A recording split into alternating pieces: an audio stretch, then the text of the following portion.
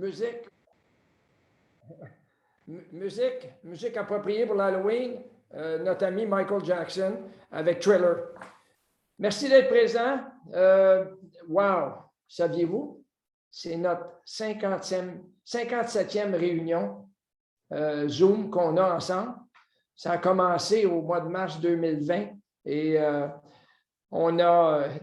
merci d'être présent. Elles sont tous enregistrées. Vous allez recevoir l'enregistrement dans les minutes qui suivent la réunion. Je voudrais en profiter pour souhaiter la bienvenue à notre nouveau directeur à Laval, Robert Saint-Denis. Robert a assumé le poste de directeur à Laval. Précision, Maxime Bélan, qui était directeur à Laval, le changement de garde se fait le 1er novembre. Maxime Bélan reste dans l'organisation du Mania. Il va assumer des nouvelles responsabilités au niveau de la formation. J'ai demandé à Robert de prendre le temps, 3 minutes, 2 minutes, 3 minutes, pour se présenter. Est-ce que Robert est là? Robert est-il là? Oui. Tout le monde m'entend bien? Oui. Excellent. Bonjour à tous. Merci François. Il me fait extrêmement plaisir de faire partie de l'équipe de direction de la grande famille de Humania. Juste pour vous parler un peu de moi, ceux qui ne me connaissent pas ou plus ou moins, j'ai obtenu mon permis à l'époque. Je vais trahir mon âge malheureusement ce matin.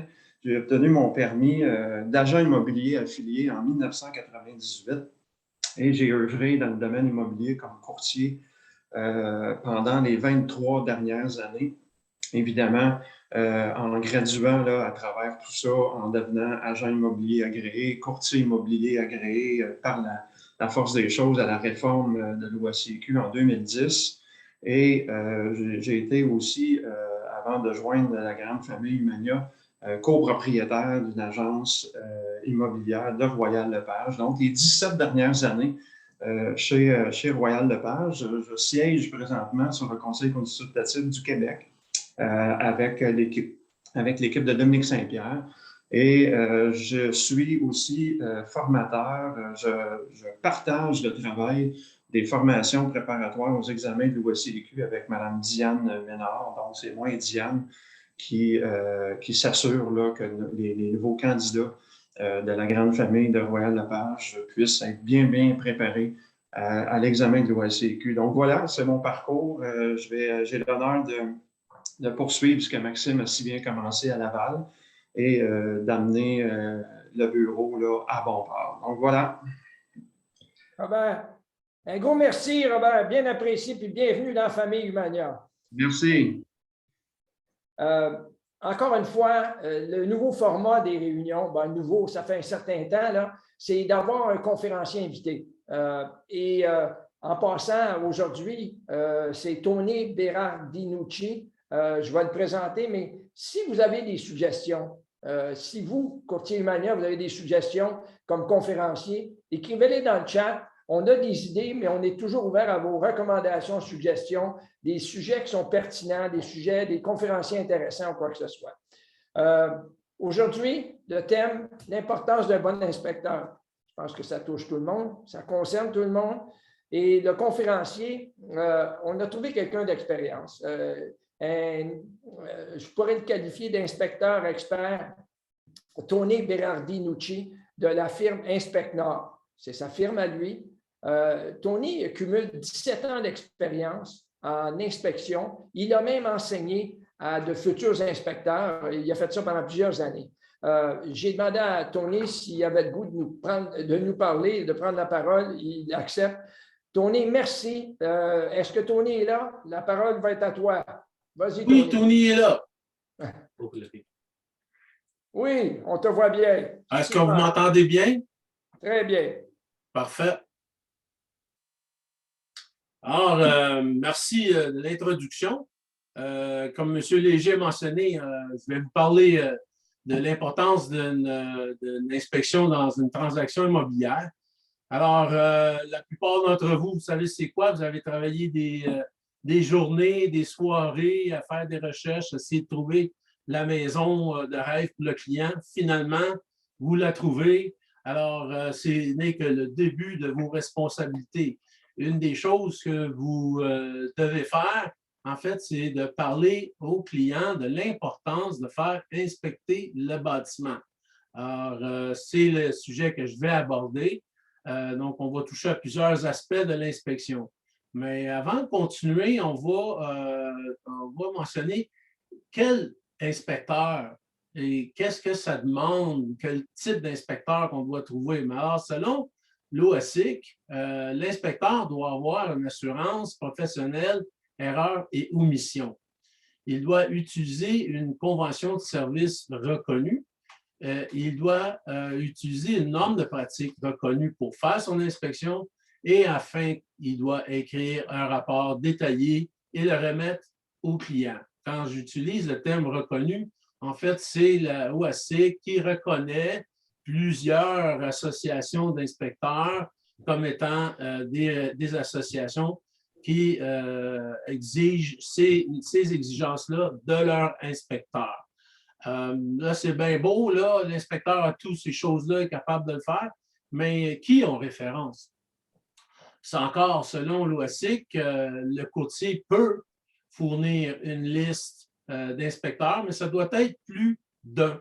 Alors, au moins deux inspecteurs. La plupart des courtiers que je connais ont tendance à référer 3 à 5. C'est vraiment personnel, mais les règles sont qu'il doit en avoir au moins 2 sur la liste que vous fournissez à votre client.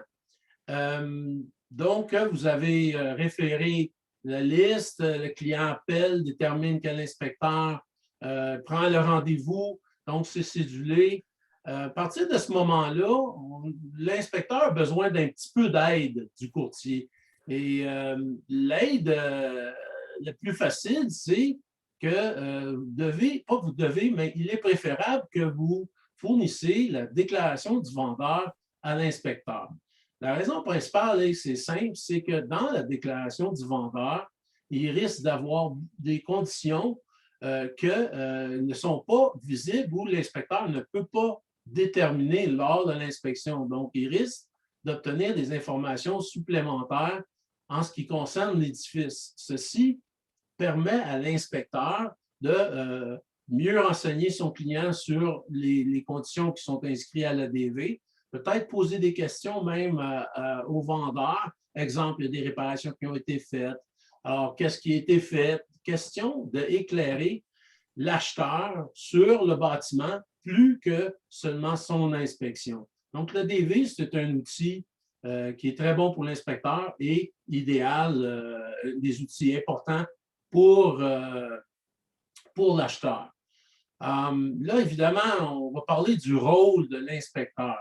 Ce n'est pas tellement compliqué. En fait, un inspecteur se trouve à être les yeux professionnels avertis pour l'acheteur. Il est là, lui, afin d'aider à déterminer l'état du bâtiment et en faire part à son client. Le but principal, c'est que son client doit connaître l'état du bâtiment afin de lui permettre de faire une décision éclairée. Qu'est-ce qu'il doit faire? Encore là, c'est assez facile. Il doit visualiser toutes les parties accessibles et visibles du bâtiment. Donc, tout l'extérieur du bâtiment qui comprend la toiture, la fondation, les balcons et même les pentes au sol, tout ce qui est visible à l'extérieur du bâtiment. À l'intérieur, c'est sensiblement la même chose.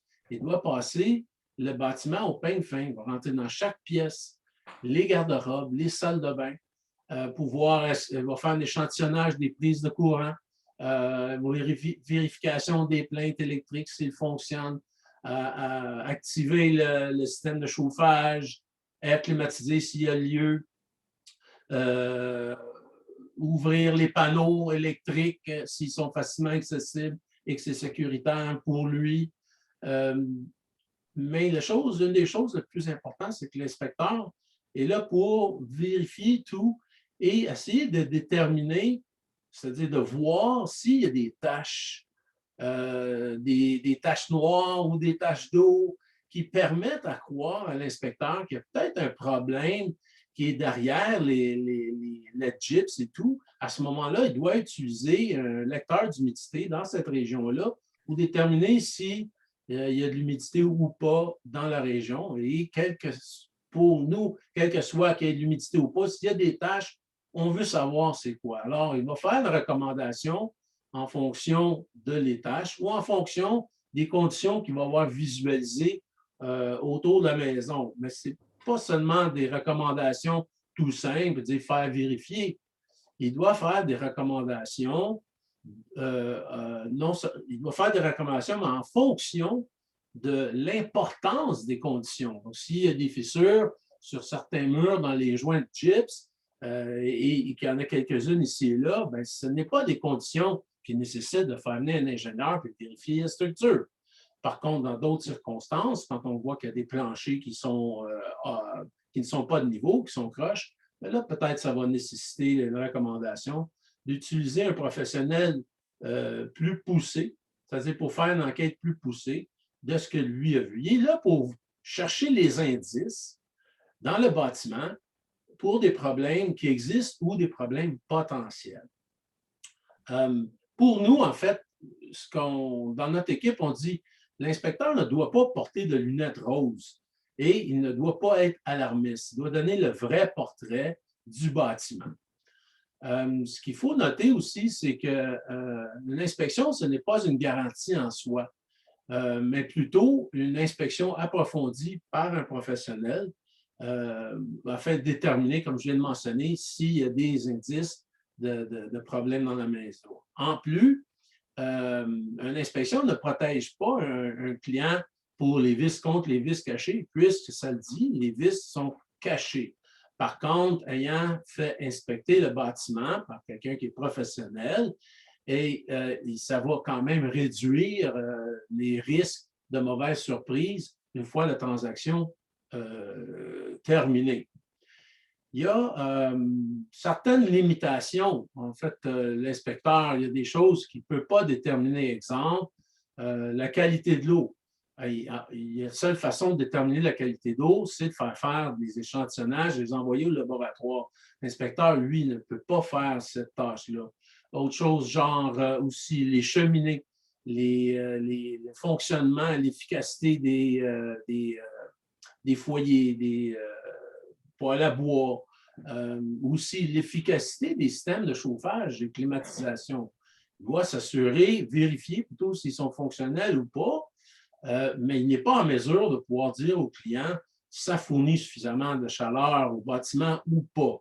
Ça, ces recommandations-là, c'est-à-dire la seule façon de connaître le niveau d'efficacité de ces unités-là, c'est de faire une vérification par un professionnel dans le milieu. Donc, un professionnel au niveau du chauffage, un professionnel électrique s'il y a lieu, tout dépend des composants qui sont à vérifier. Une inspection, ça dure combien de temps? En fait, une moyenne, on dit entre 2h30 et 3h30. Évidemment, ça peut varier pour plusieurs raisons. La grandeur du bâtiment, le nombre de conditions qui ont été visualisées, évidemment, pour des plex, duplex, triplex, quadplex, ça va prendre plus de temps.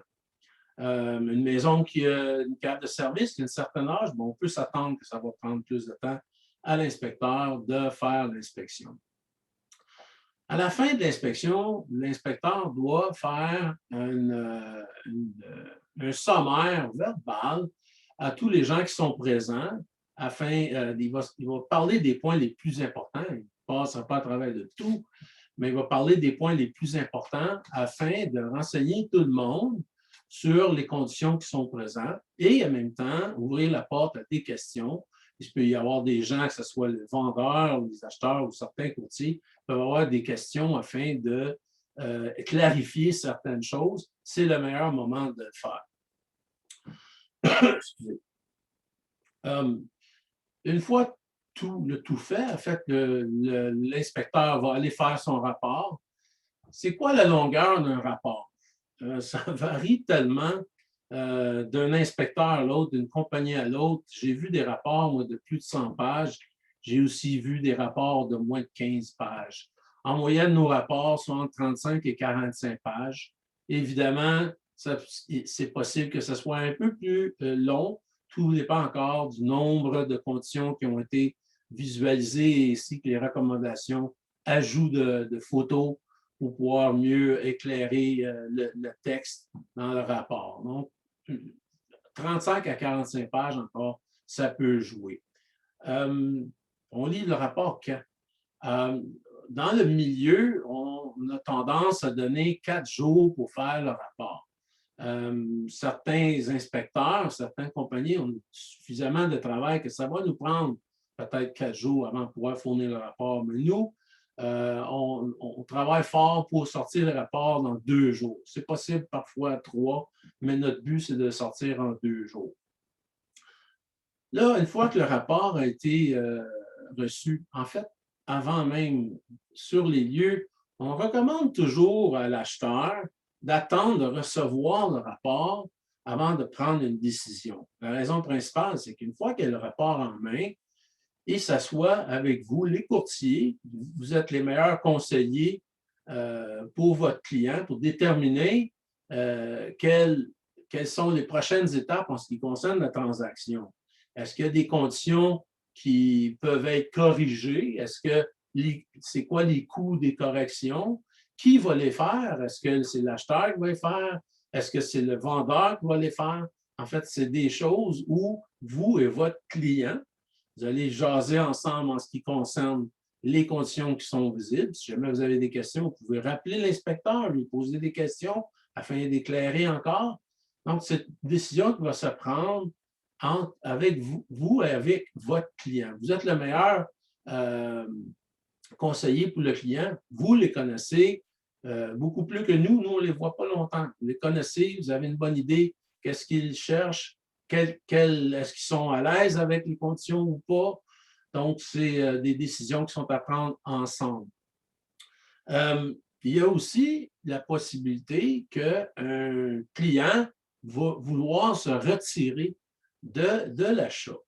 Se retirer n'est pas affaire simple parce que ça doit être pour des raisons importantes. Donc, est-ce que le bâtiment, est-ce que la condition affecte le bâtiment de façon importante, affecte son usage au niveau du bâtiment de façon importante, ou la santé du bâtiment ici qui peut aussi affecter la santé des gens.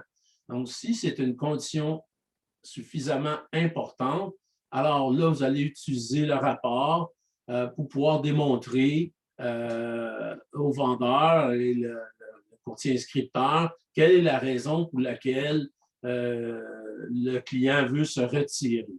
Encore là, c'est vous qui avez l'expérience en tant que courtier de savoir jusqu'à quel point excusez, c'est faisable en ce qui concerne l'importance de la condition pour laquelle le client veut bien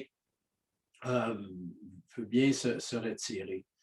Oui, il y a certains gens ou certaines conditions qui vont être à l'aise, vont se dire « Ah, c'est correct, nous, on va le faire nous-mêmes, on va le corriger. Peut-être qu'on fait un ajustement du prix. » Encore là, c'est vous, le professionnel, au niveau de la façon de gérer cet aspect-là de négociation s'il y a lieu. Les inspections sans garantie légale. Alors, il y en a de plus en plus d'inspections sans garantie légale. Généralement, c'est des bâtiments qui ont un certain âge. Souvent, on voit ce type d'inspection de vente, plutôt de vente sans garantie légale. Le bâtiment où les gens sont décédés, c'est les héritiers qui vendent. Alors, ils n'ont aucune connaissance du bâtiment et ils vont vendre sans garantie légale. L'achat d'un bâtiment sans garantie légale diminue de façon importante les recours que vous pouvez avoir après la transaction soit terminée. Donc, c'est important de savoir quelles sont les limitations parce qu'une maison vendue sans garantie légale ne jouit pas de la garantie civile sur le bâtiment. Je pense que je n'ai pas choisi le bon terme, mais je pense que vous comprenez ce que je veux dire. Dans le cas d'un achat sans garantie légale, encore là, le choix de votre inspecteur est très important. Est-ce qu'il connaît ce type de bâtiment? Est-ce qu'il est en mesure de pouvoir faire une inspection avertie du type de bâtiment? La plupart du temps, c'est des bâtiments qui sont plus vieux. Pas que ça arrive que ce n'est pas le cas. Alors, ça prend un inspecteur qui s'y connaît et qui va être extrêmement pointilleux. Et il y a des bonnes chances que le rapport soit plus étoffé, donc plus long que le 35 à 45 pages que je vous ai mentionné tantôt. Une chose qu'il ne faut pas oublier, c'est qu'au niveau de l'inspecteur, dans une inspection d'une vente sans garantie légale, son fardeau de responsabilité augmente près de 3 fois. C'est simple, c'est qu'il n'y a pas d'autre garantie, sauf l'inspecteur. Lui, ben, pas une garantie, mais en fait, sa responsabilité en ce qui concerne l'état du bâtiment, sa condition, les recommandations qui sont faites en ce qui concerne le bâtiment. Donc, son fardeau est beaucoup, beaucoup plus élevé. Son fardeau est plus élevé, prend un peu plus de temps, est fort possible que les coûts pour une inspection vont être plus élevés aussi. En parlant de coûts d'inspection, encore là, ça varie d'une compagnie à l'autre, d'un inspecteur à l'autre. Pour une maison de moins de 2500 pieds carrés, qui a moins de 50 ans d'âge, le prix moyen, c'est entre 600 et 750. Oui, je sais qu'il y en a qui sont un peu moins chers, il y en a qui sont un peu plus chers, mais je vous donne la marge là, entre les deux que le milieu actuellement est. Là. Donc, entre 6 à 750 $. Un bon inspecteur, en fait, si c'est une information supplémentaire qu'on oublie facilement, comme vous, en tant que courtier, ce n'est pas à passer chez le notaire, puis c'est ça votre job. Non, il y a des heures que vous allez accorder à votre client pour que la transaction finisse par se faire. L'inspecteur, lui aussi, peut-être pas autant d'heures qu'un courtier, c'est certain, mais il y a des nombres d'heures qu'il doit donner pour une inspection. En moyenne, on parle de 8 heures. 8 heures, ah oui, bien, c'est déplacement. Il doit faire l'inspection. Par la suite, il va analyser les photos. Il va peut-être faire des recherches sur certaines conditions qu'il n'a pas pu répondre maintenant ou veut clarifier certaines informations. Et par la suite, il va faire l'écriture de son rapport. Donc, si on prend tout le temps qu'il va utiliser pour pouvoir faire le rapport à son inspection, ça donne une moyenne d'environ 8 heures. En terminant, j'allais oublier quelque chose. Les inspections de condos. Il y a en fait 2 types principaux au niveau des inspections de condos. Il y a l'inspection du condo partie privative. Donc, le client achète une unité, donc il achète entre le plafond et le mur, le plancher, entre les murs, il achète l'intérieur d'une unité divise dans un édifice. Alors, on va vérifier l'unité. On va passer en peigne fin l'unité. On va faire la même affaire que dans une maison, mais évidemment, ça va être moins long. Donc, l'inspection d'un condo divise va être plus court. Il y a aussi une inspection d'un édifice indivise. Exemple, un triplex dans Montréal qui a été rénové, modifié, changé en condo, que quelqu'un va acheter. Il est indivise, il achète peut-être l'unité du centre, mais il est aussi responsable de la balance, qui fait qu'il est propriétaire à part égale sur toutes les parties communes. Alors, dans ce cas-ci, c'est certain que beaucoup de gens vont vouloir faire une inspection du bâtiment en entier, sauf les autres unités, son unité et le bâtiment en entier aussi. Les coûts vont être semblables à faire peut-être un duplex ou un triplex en fonction de son âge et plusieurs facteurs. Il y a une autre type d'inspection qui se fait, c'est généralement mandaté par le syndic. C'est assez rare que quelqu'un qui va acheter une unité de condo dans un édifice, que ce soit 8 ou 30 unités dans un édifice, va vouloir qu'on fait des parties communes pour lui faire part de l'état du bâtiment. Les coûts vont être assez prohibitifs pour cette personne-là, mais il y a des inspections qui sont mandatées par les syndics et eux, leur but, c'est d'obtenir l'état du bâtiment. Ça va les aider à prendre des décisions, les travaux qui sont à venir, l'importance, les urgences des travaux, tout ça. Il y a ce type d'inspection-là qui existe. En fait, tantôt, j'ai dit 2 types, mais en fait, on parle de 3 types d'inspection en ce qui concerne les condos. Alors, je crois que j'ai pas mal fait le tour. Je vous invite à communiquer avec nous. Alors, Tony Berardinucci, Inspecnor, 514-219-2297. Appelez-nous, vous avez besoin de conseils, vous avez des questions. Allez-y, on est là pour ça. Alors, je vous remercie beaucoup d'avoir participé à cette présentation. Je vous souhaite bonne journée. Tony, sauve-toi pas tout de suite. Je veux te remercier. Je veux juste apporter quelques commentaires additionnels concernant ta présentation. Vous savez tous, comme courtier, qu'actuellement, l'OACIQ a mis beaucoup d'emphase sur l'obligation de recommander une inspection. C'est un incontournable, encore plus aujourd'hui avec la folie du marché qu'on a connue. Donc, vous avez besoin de vous identifier 1, 2, 3 excellents inspecteurs.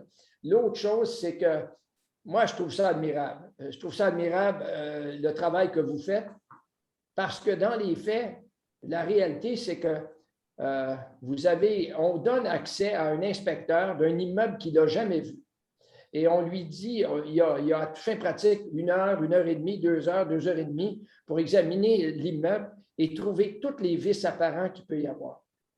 Pour 600 à 750 $, ça engage la responsabilité de l'inspecteur. C'est lourd et ça prend un bon inspecteur pour être capable de faire ça. Dans ce sens-là, c'était les 2 commentaires que j'avais à vous donner. Tony a touché à peu près tous les autres éléments. Tony, veux-tu nous répéter encore le nom de ta firme puis le numéro de téléphone? Alors, c'est Inspecnor, INSPECNOR.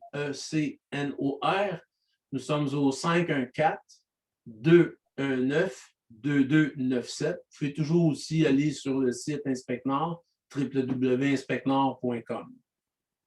Tony, un gros merci. Félicitations. Excellente présentation. C'est moi qui vous remercie. Bonne journée à tous. Merci. Je termine. Il me reste 3 minutes. Rapidement, un commentaire sur l'état du marché. Vous êtes sur le terrain. Il y a une bonne nouvelle et une mauvaise nouvelle. La bonne nouvelle, c'est que si vous décrochez une inscription, les probabilités qu'elle soit vendue rapidement sont excellentes. La mauvaise nouvelle, c'est quoi? C'est qu'il y a un sérieux manque d'inventaire. Okay? Et donc, le mot d'ordre, c'est quoi? C'est prospection. Prospection, il faut aller chercher de l'inventaire. Quand vous avez de l'inventaire, c'est vendu. Autre sujet rapidement, il y a des formations qui sont données par Sphère. Pour Sphère, il y a 2 dames très compétentes qui, à tous les mercredis, prennent 30 minutes de votre temps et passent à travers. On est rendu, on commence la 5e formation. Et félicitations aux participants. J'ai écouté, j'ai vu des questions dans le chat. Il y a des personnes qui sont impliquées. Félicitations. Et je vous invite tous les autres, vous recevez l'enregistrement des réunions. Prenez le temps de les réécouter si vous l'avez déjà écouté ou prenez le temps d'écouter pour une première fois. Le véhicule de Sphère RLP est un véhicule complexe, mais un excellent véhicule. Et pour ceux qui allaient l'utiliser, vous allez être capable de vous démarquer. Autre sujet, je vous l'annonce officiellement que le 1er novembre, ouverture du bureau de Saint-Sauveur. 1er novembre, c'est officiel maintenant. Est-ce qu'on va avoir accès à tous les étages? Probablement pas, mais le rez-de-chaussée et l'étage supérieur vont être disponibles. Je vous rappelle que, question d'accès au bureau, les bureaux de Royal Lepage Humania et de Royal Lepage Humania Centre sont ouverts. Par contre, on ne permet pas à n'importe qui de rentrer et de sortir. C'est vous, comme courtier immobilier, qui allez contrôler l'accès, qui allez vous assurer du respect des mesures d'hygiène et toutes les recommandations du gouvernement. C'est comme ça qu'on a décidé de fonctionner. par prudence, on agit de façon responsable. Mot de la fin, un message, si on avait à vous le laisser, on vous l'a déjà laissé, mais on trouve que c'est tellement important.